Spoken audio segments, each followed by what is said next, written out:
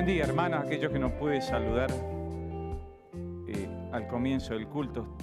Hoy hubo varias tareas para complementar y hacer, pero me acordaba hace un tiempo atrás una historia que vivió mi papá, pensando en esto de Dios de imposibles, que Sergio recién nos hacía pensar, y también en las canciones. Si usted está viviendo en una forma natural y le va bien, todavía tiene mucho más para vivir, para disfrutar con la experiencia con Dios en su vida. Dios tiene un plus que no lo da nuestra fuerza, nuestra capacidad. Dios trabajando en nuestras vidas obra de maneras maravillosas. Y una vez mi papá compró una camioneta modelo 63, una Chevrolet, espectacular, celestita. Años le duró la camioneta, la chiva le decían. Bueno, la cuestión es que un día el dueño lo ve pasar a toda máquina y va y le dice: escúchame, ¿cómo hiciste para que acelere así? Yo te la vendí, te voy a decir la verdad, porque no iba más de 30. Yo pensé que estaba fundida. Y le lavé el filtro, dice. Le lavé el filtro. Cuando le lavé el filtro, la máquina daba 120, pero 90 daba. A 80 andábamos en aquella época. Hermano, a veces hay un filtro que frena el poder de Dios y hay que limpiar las impurezas de santidad para que podamos trabajar a full con la presencia de Dios en nosotros. Y cuando pensamos en la obra de Jesús en nosotros, yo quisiera recordar una primer parte que estuvimos ya viendo, cuando Jesús habló a la gente y le dijo: aquel que quiere ser mi discípulo, si alguno quiere venir en pos de mí, niéguese a sí mismo, tome su cruz y sígame. Es inútil que esperemos más de Dios cuando no le hacemos lugar, cuando no le hacemos espacio. Nosotros tenemos que quitar lo que estorba. Dios dice que trabaja en nosotros como la vid verdadera, podando y quitando lo que no da fruto. Y entonces, al poder tomar la cruz, al seguirle, nosotros vamos a estar más livianos, descargados de aquello que nos impide crecer o madurar en la fe. La vez pasada estuvimos desarrollando algunos puntos sobre este tema, los voy a repasar muy rápidamente, porque la misión de la iglesia no se puede cumplir sin la presencia de Dios en forma plena entre nosotros. Todo lo que no suceda, que Dios quiere que suceda, tenemos que mirar hacia nuestro corazón si hay algo que lo está impidiendo o si hay algo que está equivocado y a la luz de la palabra corregir, cambiar, profundizar para que podamos dar fruto en forma plena. Nuestra misión es salvar a las personas. No solo estamos pensando en la vida eterna. La vida acá tiene propósito para Dios. Dios nos quiere salvar, nos quiere dar vida eterna, pero además nuestra vida cambia cuando la vivimos con Dios. Eso no significa que sea un éxito. A veces, como cristianos fieles, también podemos padecer situaciones difíciles. No se trata de que haya países cristianos o instituciones cristianas, sino que cada persona debe tomar la decisión. Cada familia, no, cada persona. Si usted es parte de una familia de fe, maravilloso, pero usted debe tomar la decisión porque la fe de sus padres era de ellos. Y usted puede coincidir alegremente si la fe está en Cristo. Nosotros, otra pregunta que nos hacíamos es si somos facilitadores de la fe o somos intermediarios. ¿Estamos vendiendo algo? ¿Vendemos religión? No. Nosotros queremos ayudar a las personas, no la queremos hacer tan difícil. La fe cristiana es muy simple. Dios la ha revelado a los niños. Nosotros no se trata de entenderlo todo, ni se trata de algo en secreto, esotérico, misterioso. Está revelado Cristo, Dios está buscándonos. Y por eso necesitamos ayudar en la manera que podamos a aquellos que buscan a Dios y nosotros no hacerla tan difícil, en nuestra propia experiencia tampoco, ¿no? Pensábamos que es importante la palabra de Dios o las palabras. Hermanos, estamos saturados de información, de mensajes de la Biblia, supuestamente, pero usted debe corroborar a la luz de la palabra de Dios si lo que usted está escuchando es lo que realmente la Biblia quiere decir. No se olvide que tanto en el Edén como en el desierto, el diablo tentó a Jesús con la palabra de Dios, poniendo en duda, tergiversando, dañando el sentido de la palabra de Dios. Y Jesús una y otra vez dice, ustedes oyeron que fue dicho, pero yo les digo, y volvía al original, al sentido bíblico de cada mandato. Y la ley solamente tiene sentido si nos lleva a Cristo. No volvamos a la ley. No volvamos al legalismo. La Biblia se revela plenamente en Cristo y toda la palabra de Dios debe ser interpretada en forma cristocéntrica. Cuando no hacemos eso, estamos dejando de lado el eje del sentido del mensaje de la palabra de Dios. Hablábamos también de ritos o rituales. ¿Qué esperamos vivir en esta mañana? ¿Un momento mágico? ¿Un momento increíble y que en un segundo todo se cambia? Y todos nuestros errores que podrían ser perdonados en esta mañana. Vamos a ser libres de todas las consecuencias y de la responsabilidad de arrepentirnos y restaurar lo que hemos dañado. ¿Es algo mágica nuestra fe o es algo vivencial, una experiencia que tiene un proceso de compromiso, de que cada día nos negamos a nosotros mismos y cada día tomamos la cruz y seguimos a Jesús? Usted no puede vivir de glorias pasadas. Sí, yo cuando tenía 15 años acepté a Cristo y todo cambió y está bien, mejor, pero eso ya es historia. Hoy tenemos que volver a tomar la cruz, volver a comprometernos, renovar nuestra fe en el Señor, oír la palabra de Dios, ser sensible al Espíritu Santo. Es algo continuo, es algo continuo. No es una experiencia que ya pasó y ya se completó en algún momento. Dios sigue trabajando y Pablo mismo dice, yo no pretendo haber alcanzado la perfección plena, pero prosigo a la meta, prosigo hacia la meta.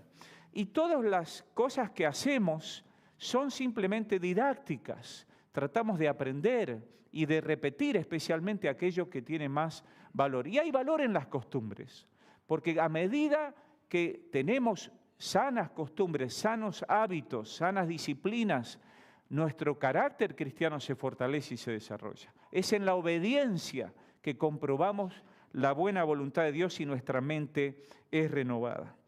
Pero en quinto lugar, yo quisiera hablar hoy un poquito. ¿Usted tiene fe en la palabra de Dios o es crédulo?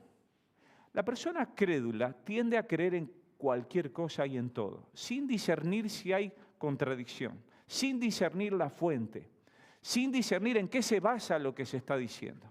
Y tenemos que tener un sentido crítico y estar atentos para percibir si lo que estamos oyendo en la radio, en internet, en televisión, o algún pastor o algún maestro, es palabra de Dios y está explicado a la luz de la misma palabra de Dios.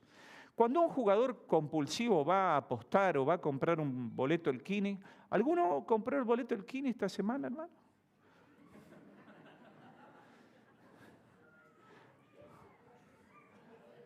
¿O no hay nadie sincero o nadie lo compró? Bueno, mi mamá amaba las rifas para contribuir. Vieron que en la escuela los estudiantes compran rifas para contribuir. En La Paz, zona rural, la gente regalaba un chancho a la escuela y el sorteo era por un chancho sin una pata o segundo premio la pata del chancho, que le habían sacado el mismo chancho. Pero era lindo tener el numerito y uno se sentía bueno porque colaboraba. Y la verdad que es interesante lo que sucede en nuestra mente cuando pensamos en la suerte. Y eso es una cosa horrible, porque credulidad no es tener fe. Nosotros no tenemos suerte como hijos de Dios, tenemos la seguridad porque confiamos en la palabra de Dios. No vamos a la deriva, no vamos a ver si resulta bien. Y entonces, a veces pensamos que los pastores podríamos decir abracadabra. ¿Saben lo que es abracadabra? ¿Qué significa? Significa crear a partir de palabras. Porque yo lo diga, no sucede. Y acá está el conejo y saco el conejo.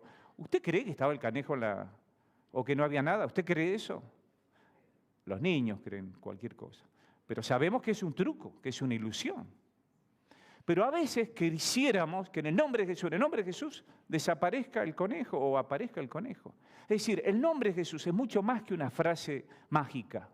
Significa que la obra de Cristo queremos que se desarrolle en nosotros y que Cristo trabaje en nosotros. Y entonces, cada oración tenemos que decir, Señor, si es tu voluntad, no hagas solo lo que yo deseo. Haz tu voluntad en mi vida. Esto es lo que yo deseo.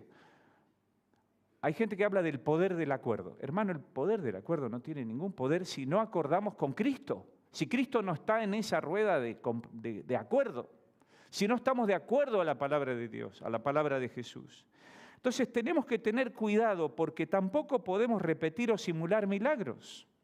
Si hoy sucede algo maravilloso, no va a suceder el próximo domingo de la misma manera. Tenga por seguridad eso. Por más que lo repitamos o querramos repetirlo, no se repiten. Las cosas que Dios obra de tantas formas, es tan creativo que no se repite. Dios obra de maneras particulares. Cuando nosotros tenemos un literalismo bíblico y pensamos que si repetimos exactamente cierto formulismo, cierta forma, y pensamos que de esa manera se desata el poder de Dios o algo así como si el poder no tuviera voluntad y no tuviera propósito, estamos equivocados. Nosotros al orar hablamos con Dios, que es una persona, no es una fuerza que podamos manipular. Es una persona que nos va a dar lo mejor y va a orar para nuestro bien. Y esto nos genera a nosotros una confianza que podemos pedir lo que sentimos. Total, Dios va a saber qué darnos. Nosotros no podemos orar como hijos caprichosos, insistir, y entonces lo convencimos a Dios, porque Dios es como el juez injusto. No, hermano, no es así. Dios va a darnos lo que Dios quiere darnos para nuestro bien. Y eso hay que tener cuidado, porque a veces una situación se resuelve de cierta manera en la iglesia y nosotros queremos que pase lo mismo y vamos a preguntar, ¿cómo lo hiciste? No, el pastor me hizo así o lo hice así de rodillas, lo hice así con ayuno. Entonces, ¡ay, ya tengo la palanca! No, hermano, no es así. No funciona así. La religión intenta imitar al otro desde afuera. Y cuando intentamos imitar o emular experiencias ajenas, caemos en rituales vacíos. ¿Qué pasó con Caín? Caín miró cómo el hermano ofrendaba. ¿Qué veía? Lo que entregaba. Pero Dios, ¿qué miraba? El corazón. Y Dios se agradó de alguien que cuando está dando la ofrenda, lo hace para él.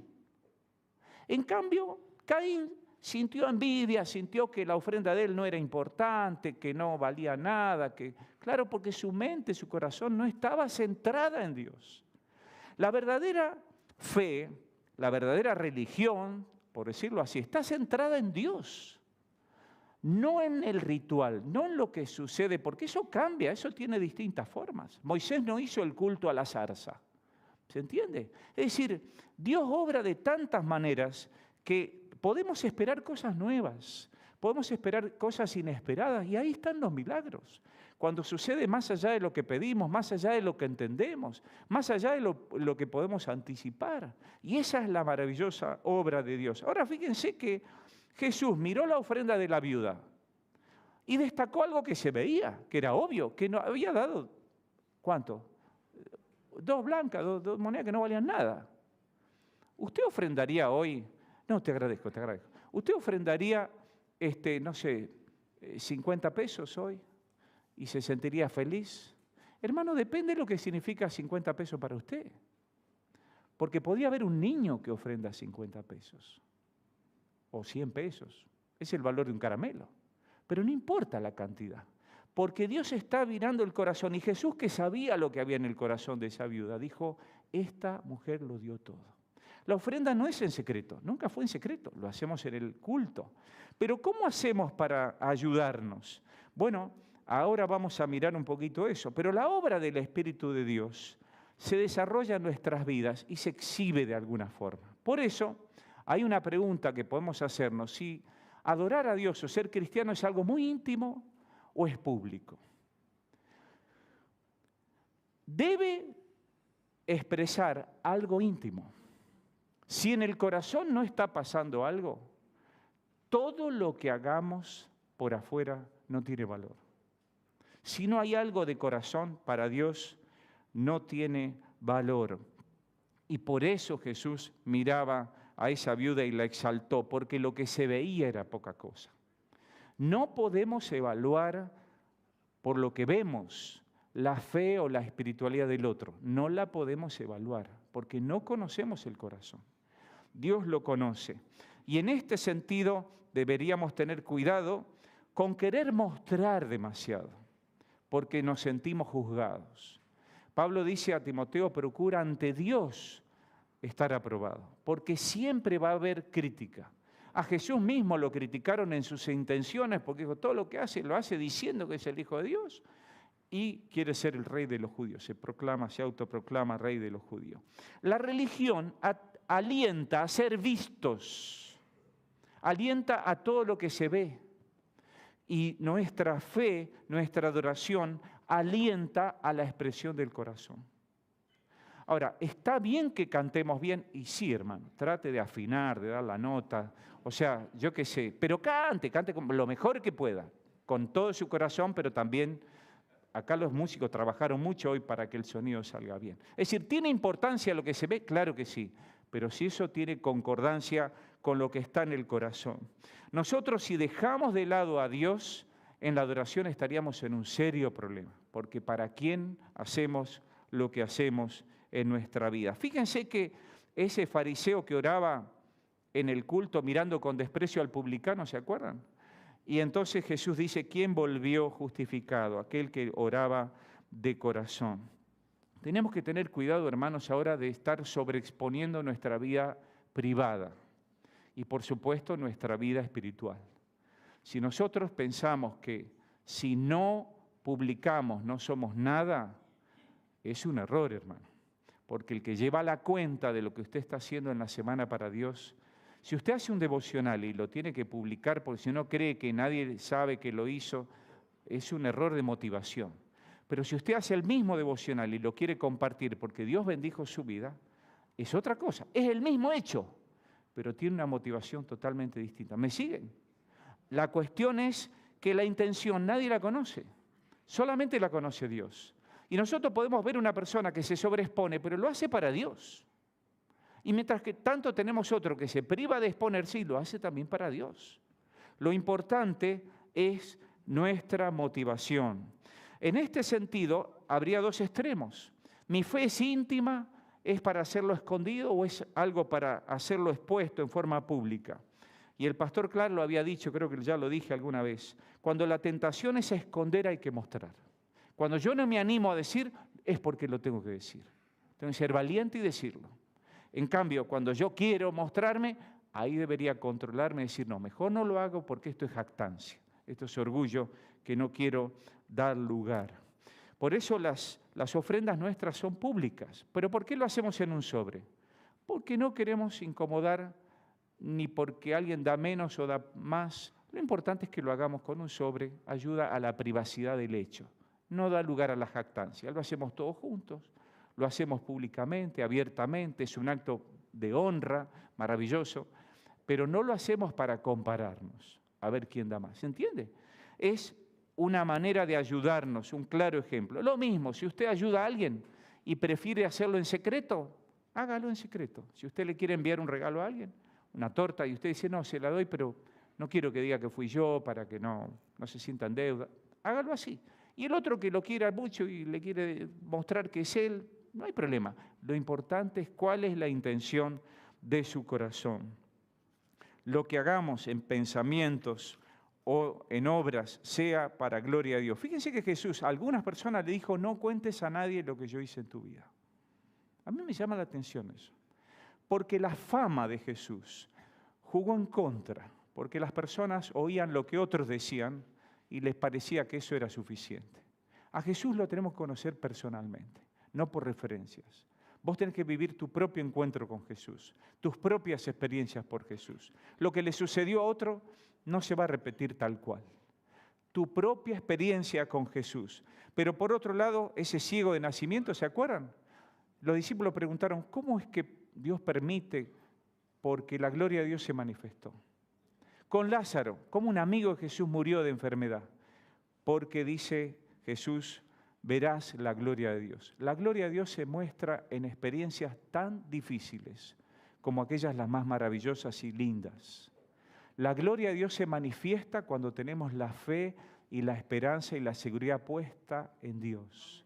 Aún la enfermedad y la muerte de Lázaro fue para gloria de Dios.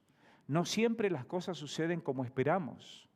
Ni siquiera los amigos de Jesús se sentían muy frustrados y uno parece leer un tono de enojo y de reclamo, pero sucedió las cosas como Dios quiere para su gloria. Y esto a veces, lógicamente, nos presenta una dificultad en nuestra manera de entender las cosas. Pero a mayor inmadurez o ignorancia, más debe haber confianza.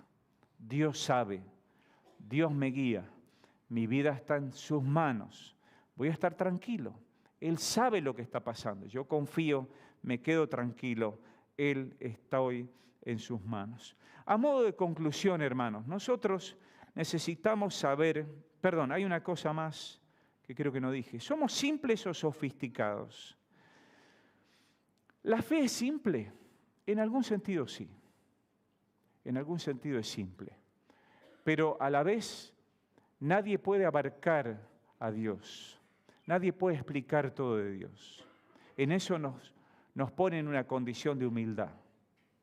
Nadie entiende todo de la Biblia, hermanos. Nadie entiende todo lo que sucede espiritualmente. No nos apresuremos a dar explicaciones. Pero hay algo simple. Yo puedo confiar en Dios y esperar en Él. Como un chico que no entiende bien lo que está pasando, pero confía en Dios. Tenemos la tranquilidad en nuestras limitaciones de que Dios sí sabe, y Dios sí puede, y Dios sí va a actuar, y Dios nos tiene en su mano.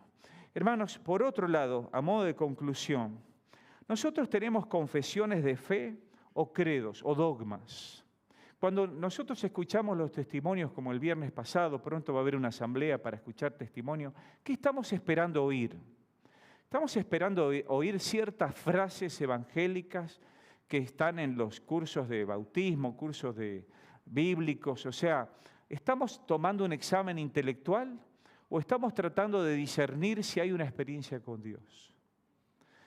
Las frases que Jesús usaba para requerir fe o evaluar la fe en cada persona fueron muy distintas, acorde a sus circunstancias, acorde a la experiencia, acorde a la capacidad, acorde a lo que Jesús quería revelar o mostrar de Él mismo a los demás. Creo en Jesús como mi único y suficiente Salvador personal, era lo que yo tenía que repetir después de un curso de bautismo de 6 meses. Si yo no decía eso, me mandaban a marzo o a junio.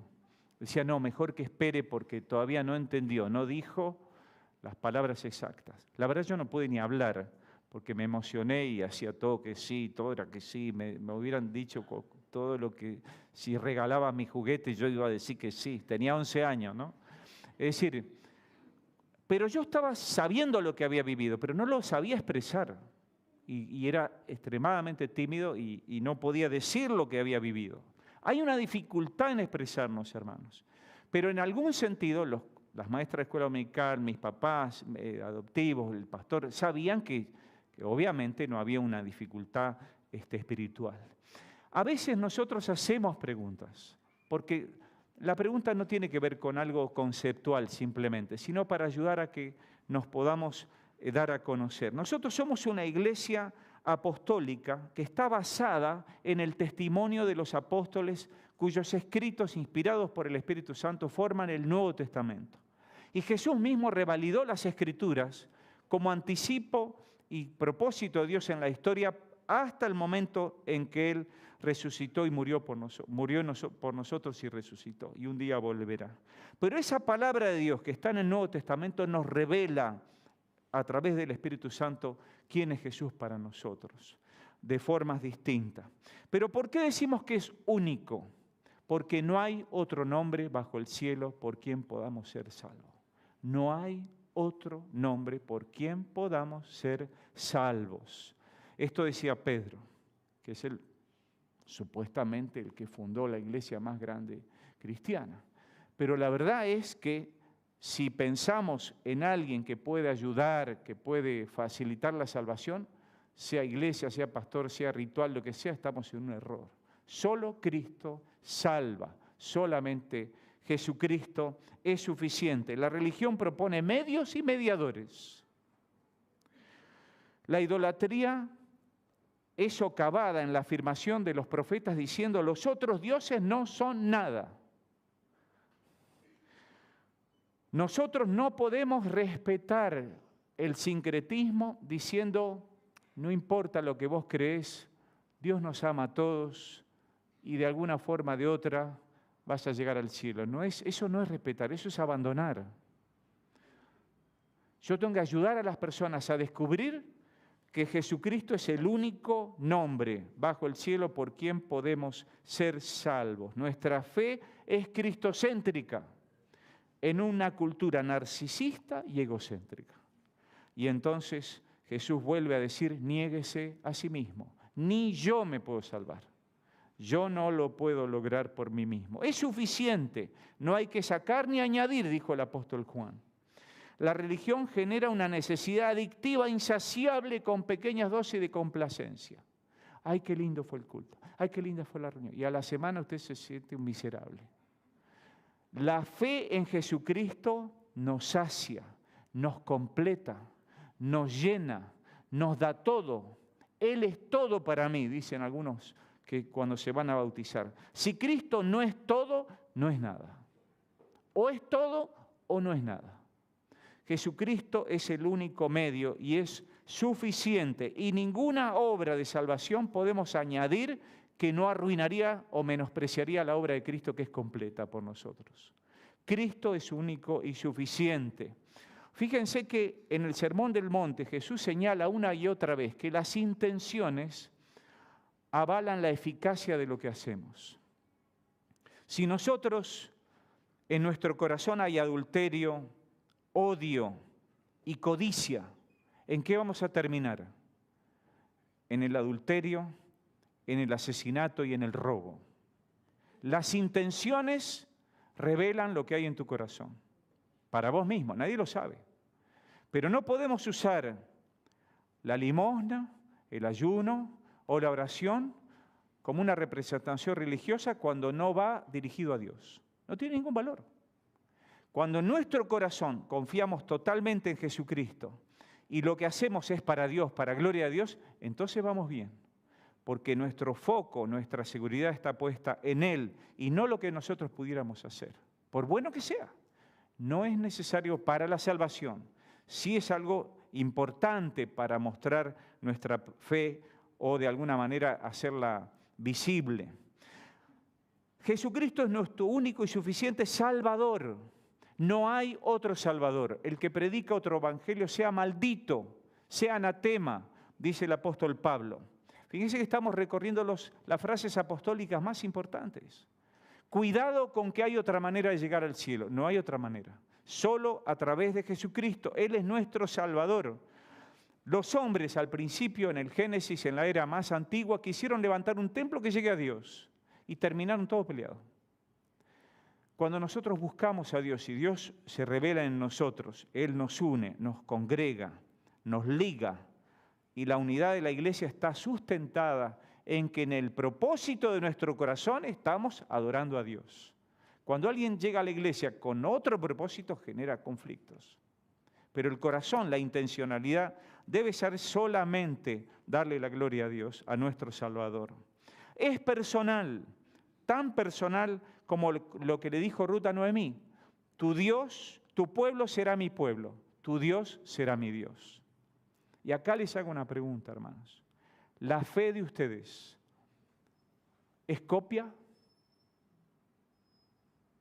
¿Usted está copiando o usted está experimentando? ¿Usted está viviendo algo que tiene sentido para usted o para conformar a los padres, a la esposa? ¿Usted tiene un corazón que está vinculado a Dios? Dios es su Salvador. ¿Se acuerdan de Tomás? Tomás faltó a una reunión muy importante que es cuando Cristo se presenta ya resucitado. Y por más que los 11 le quisieron decir a los 10, perdón, ya había uno que no. Pero los 10 le decían y las mujeres, mirá que lo vimos a Cristo, dice, yo no voy a creer hasta que yo me encuentre con Él. Y es así. Nosotros necesitamos encontrarnos con Jesús y aunque no le veamos, aunque no le podamos tocar, lo tenemos que percibir.